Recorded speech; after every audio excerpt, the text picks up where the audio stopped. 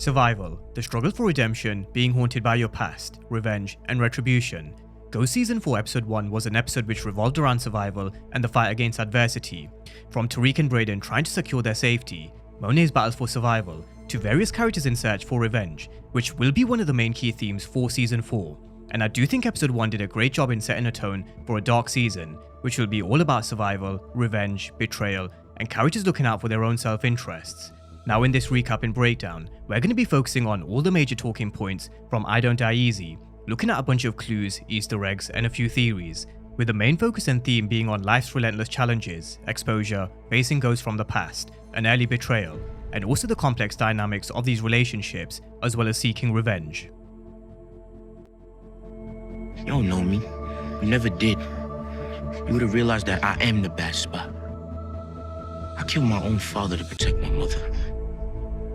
I killed my best friend to protect my family. And you think I won't do whatever it takes to survive? I always do what I gotta do. It always comes down to me, my family, and a gun.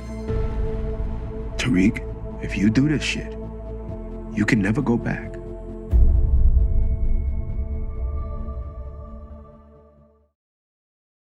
Now, this episode picks up right from where Season 3 left off, where Obi gave Brayden the information which helped save Tariq.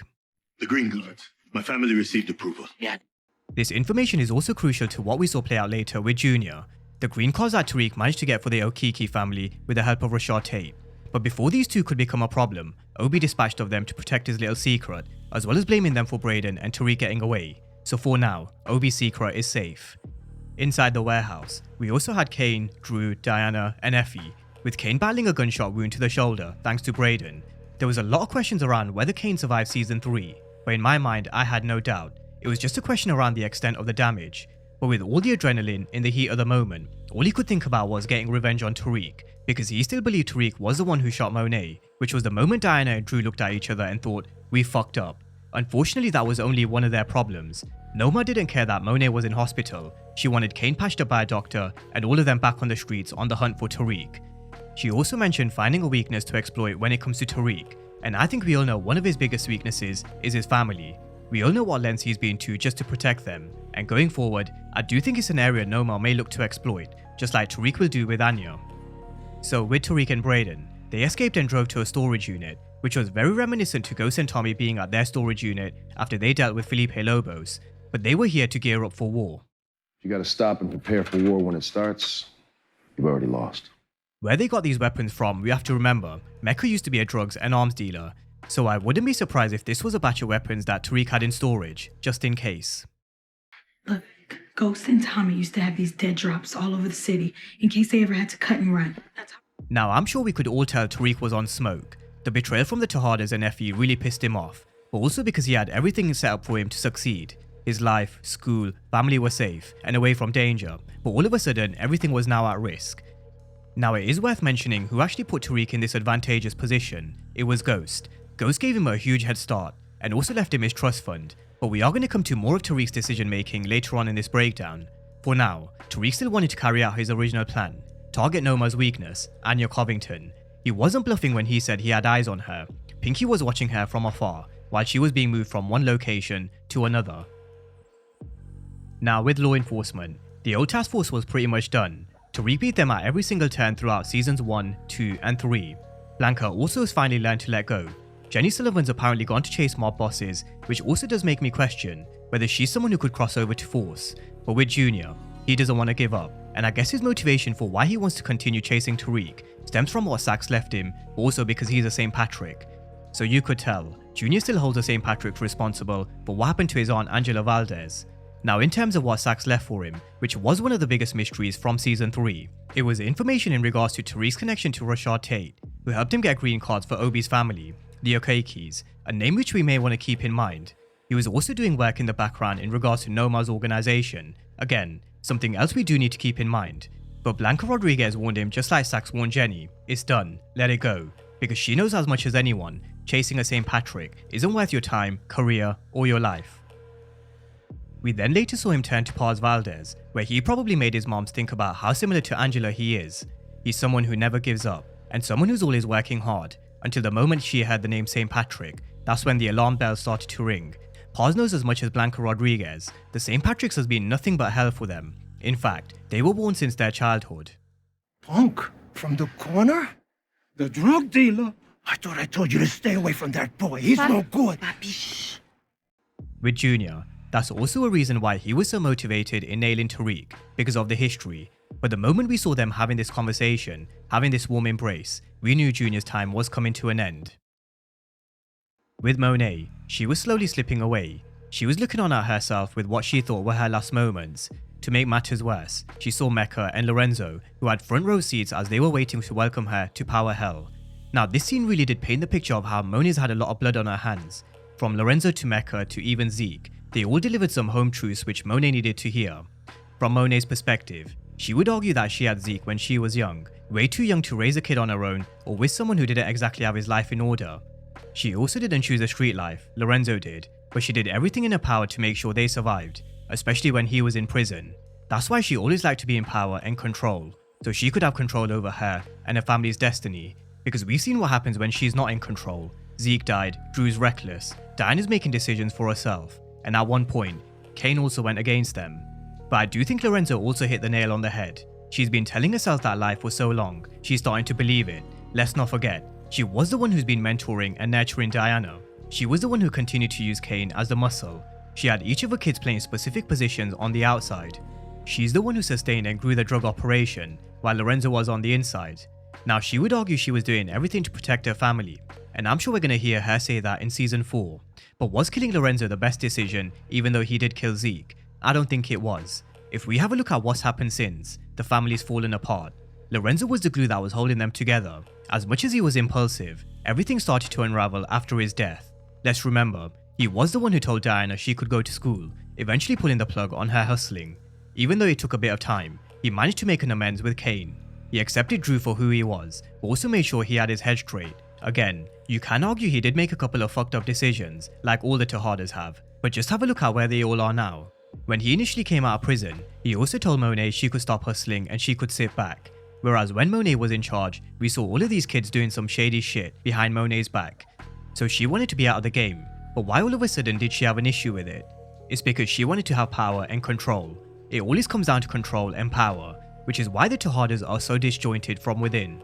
They're never on the same page, and this episode just confirms they never will be. Diana's feeling remorse. Dru still wanted to get rid of Monet and is being very sloppy. Meanwhile, they're still lying to Cane, who's more family first, but also being betrayed by Effie. Again, something Monet did warn him of. They're all just on different pages, which is thanks to the way they've been raised. They were raised more so in a business manner or as soldiers. So Lorenzo and Mecca, they believe that Monet was finally getting what she deserved. Now, over to this cat and mouse game between Nomar and Tariq. Cane and Effie were on the way to the penthouse, and these two, they really do have a complex relationship, as we all found out later. Cane even said Effie's always going to look out for Effie, and this early hostility, it stems from what happened when Cane went to visit Effie in jail in season 3. Okay, now this can work out for both of us if you just listen. There's no us, Cane. And I'm not playing anything. Get the fuck out of here. Cane wanted Effie to give up Tariq, but there was always a feeling in the air that Effie still cared more about Tariq than she did with Cane, and I think we can all argue she still does. But on their way, they passed by the Westerns, where Cane delivered one of his classic signature moves. Now, he was actually here for Brayden, but neither Trace or Robert Weston knew where he was, and luckily for both, Effie came to the rescue. Now at the penthouse, after Cane had been stitched up, they shared a real moment. A moment which in real time did feel authentic and genuine, but Cane also hit the nail on the head at the same time. He questioned, "Are you trying to distract me?" So when we talk about characters being exposed or have weaknesses, Cane's weakness at this moment in time is Effie. Cane also has a real knack of saying things which end up becoming true, but will it cost him later down the line? I'm not too sure. I do think we may have seen enough teasers to suggest Cane might rumble Effie before she does any real damage, but definitely more on that later on. With Dru and Diana, they had a big problem. They knew the moment Monet wakes up, the first thing she was going to ask was, who did it? So they knew they only had one option at this moment in time. Get rid of the one person who knows the truth besides them, Tariq. And this is where Becca Weston came into the storyline. Their plan was to use Becca to lure Brayden and Tariq into a trap. Meanwhile, with Brayden and Tariq, they continued with their mission to try and get to Anya Covington. They came up with a plan to send a decoy while they ambushed from behind, and I do have to say, Tariq and Brayden really were on smoke. They just managed to escape with their lives intact, had their backs against the wall. they've got money issues, had various hitters out for them along with the Tejadas. They were basically public enemy number one. But instead of playing defense, they went straight on the attack, which did take Nomar by surprise. Now, very similar to what we saw on Power when Ghost was ambushed by the Jamaicans, we saw Anya putting her headphones on, so she was completely oblivious to what happened around her, just like Tariq was back in Power. As all this was going down, Nomar was losing her head because instead of getting rid of her Tariq problem, he was just making matters worse. So for the first time, we saw Nomar in a really vulnerable position, which wasn't helped by the fact that Obi tried to push up on her, something which might later become a problem. For now, she ordered Obi to spread the word there was a bounty on Tariq and Brayden's heads, 100k each. Now this is Nomar's weakness for more reasons than one. We all know she'll do anything to keep Anya safe, but in doing so, she's hidden her arms and drug dealing life, something which Tariq does actually have in common with Anya. Ghost is someone who also hid his drug dealing life, albeit for Tariq's own safety. It is one of the many reasons why their relationship eventually broke down. Anya also knows Nomar isn't being completely honest, and I think it's only a matter of time before she does find out. There is also another crucial element I don't think we should overlook. It's the fact that Nomar was the one who got rid of her father, Francesco Lombardi, and Tariq knows. So Tariq really does hold some vital information when he gets closer to Anya. Not only could he blow up Dru and Diana's secret, but he could completely break this relationship between Nomar and Anya. Now, after their failed attempt to get to Anya, Tariq and Brayden get back to the drawing board, but their problems just keep piling up. This time, Brayden gets a call from Dru, who warns him he's got Becca, and I do agree with what Tariq said. They did have to think about their next move very carefully. However, if the shoe was on the other foot and say Yasmin had been the one kidnapped, then I think Tariq would have done exactly what Brayden did. He would have gone straight away, no questions asked. So you do have to respect Brayden's decision. Now, as Brayden went to save Becca, Tariq rang the only person he could probably ring, Davis McLean. Unfortunately, he couldn't help because he was facing an issue with a potential suspension, but definitely more on that later on. Now, as Dru and Diana head over to Pier 90, they have to stop because Diana got a call. There were a few complications with Monet's surgery, and this goes back to the point of how this family is so disjointed and on different wavelengths. On one hand, you've got Cane with Effie. Diana believes they have to go to the hospital and be there for their mother, but Dru, he's dead set on carrying out the plan of taking out Tariq. Now, Dru's plan eventually backfires when Becca pepper sprays him, but also because he was very sloppy and naive. As she manages to get away, Brayden comes to save Becca, but they find themselves cornered until Tariq St. Patrick comes in. Again, Tariq really tapping into his inner Ghost, because it did remind me of the scene where Ghost drove his car into Tommy and Two-Bit. It was just unfortunate Tariq wasn't able to finish the job, because Dru definitely deserves to go, but he did warn, what is he going to do when Monet and Cane realize they were the ones who planned to get rid of their own mother? So he really does hold another ace up his sleeve, one which he did use later on, but can still use if Dru or Diana ever get out of line. Now, as Monet continued to battle the fine line between life and death, she came face to face with yet another ghost. This time it was Zeke. Again, very similar to Mecca and Lorenzo, he lets her know every move she made was a selfish move, whether it be leaving Zeke in North Carolina, choosing to bring him in closer when she full well knew the dangers of the game that she was in, using Zeke as her way out of the street game, working with Tariq who was at Stansfield, which would bring a drug operation to Zeke's doorstep, to being distracted when she was in trouble. A lot of decisions that Monet made in seasons 1 and 2 definitely backfired, which is why Zeke's blood is also on her hands. There were of course other factors that played a huge role, but deep down, Monet's the one who really had to accept majority of the blame. However, she also wanted a second chance to right some of those wrongs and do right by Cane, Dru and Diana. Whether she deserves another chance, I think we can make a case where she probably doesn't. She'll also be in for a big shock when she learns 2 other kids were responsible for the position she was in.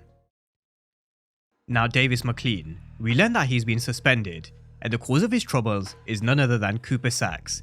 He's the one responsible for Davis being investigated for multiple conflicts of interest.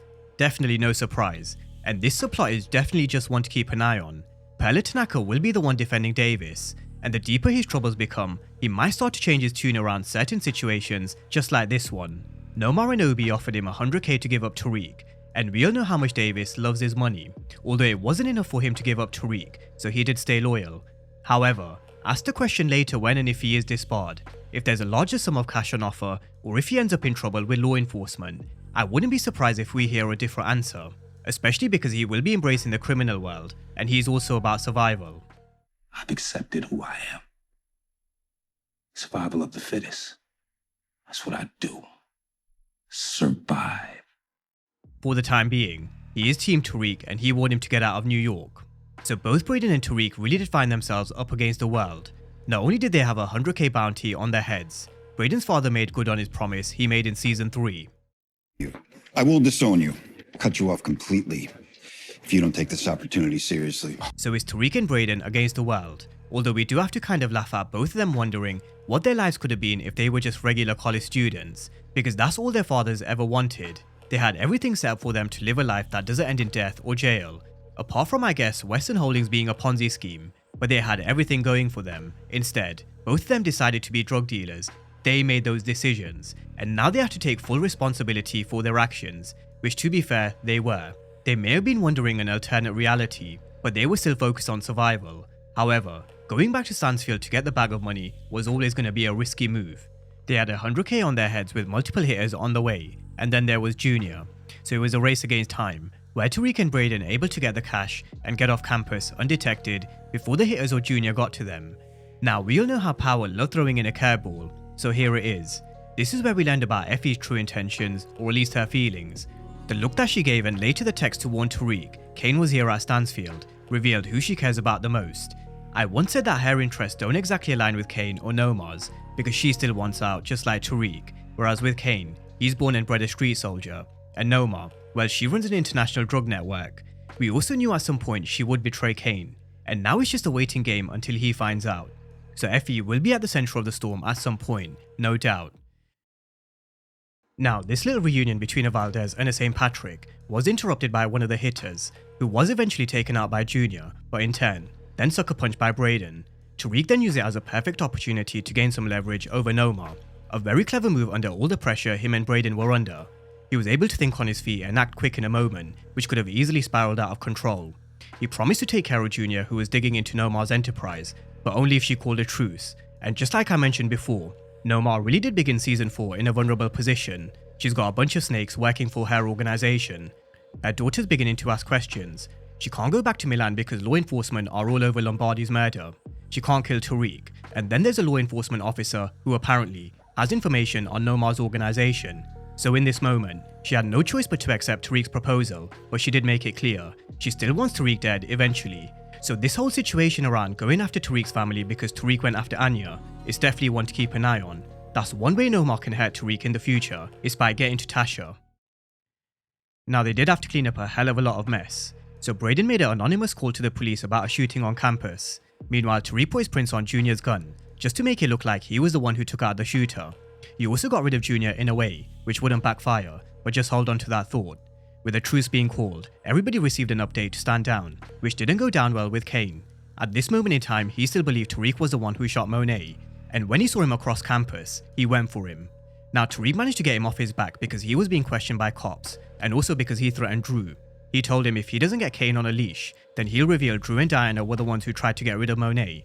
So we had Dru telling Cane to stand down. Diana got it wrong. Tariq wasn't the shooter after all, which Cane did rightfully question. It doesn't make sense, and so you can bet Cane will do some more digging. This isn't the same Cane from season 1. We also saw him connect the dots to who really killed Zeke, how he put 2 and 2 together about Monet being behind Lorenzo's death, Mecca being a narc, and so on. So he's definitely going to get to the bottom of Dru and Diana's betrayal, along with Effie's, and who knows, he may even suspect her already with this look. But with all these moving chess pieces, we have to see where they all are when he finds out, because that will determine what moves he then makes. For example, if Diana is pregnant, that will definitely complicate things. When Monet's up and running, she'll want her control back. At some point, Cane and Noma also seem to have a thing. There's going to be so many moves that will flip the script. So let's see where we are when these betrayals do come to light. Now in the midst of all this chaos, we can't forget about the call that Dru made to Diana. He told Diana grab a pillow and finish what they started, because when Monet wakes up, all hell would break loose. But with Diana, she feels a lot of remorse, because Monet risked her life to save hers, and you can tell, she really doesn't want to go through with the plan. Dru's still thinking about what she did to Lorenzo, the Gordo situation, all the lies and manipulation, so in his mind, all he's thinking about is vengeance and revenge, whereas Diana, she's feeling a lot of guilt and remorse, maybe because for the first time ever, Monet actually apologized and opened up to her daughter in a way she's never done before. So if there is a weak link, it's gonna be Diana. She may just crack the more Dru tries to push her, but as Monet wakes up, as expected, she gives the order to find out who shot her, and let's not forget, it was Tasha. So again, it will be interesting to see what happens when Monet finds out it was Tasha. but due to the betrayal from Dru and Diana. Now, we all know Tariq is public enemy number 1, but not just for Noma, also for Detective Don Carter. Carter is someone who's still not over the loss of Denise, his wife who was killed in a crossfire between 2 rival drug gangs. He admits to being full of bitterness, wrath, and anger. So this is who this character is. He's got all this anger built up inside him, which is just waiting to unleash. He hasn't healed properly or moved on from Denise's death. He went straight back to work with his task force, and that's what makes him scary. The way they've introduced Carter, you can tell he's going to be a real menace. Someone who's been presented with yet another motivation with Junior's death. Paz came in crying because of the death of Junior, and just on a quick side note, I really do feel sorry for Paz. She's lost her sister Angela and now she's lost Junior. So if we just take a step back and have a look at the whole chessboard, I think we can all come to the same conclusion. Tariq is innocent, and he does deserve to pay in some shape or form. That's what Detective Carter promises. He's gonna nail the man who took her son. But will he succeed? Will Carter manage to do what everybody else couldn't? Will Carter manage to catch Tariq St. Patrick?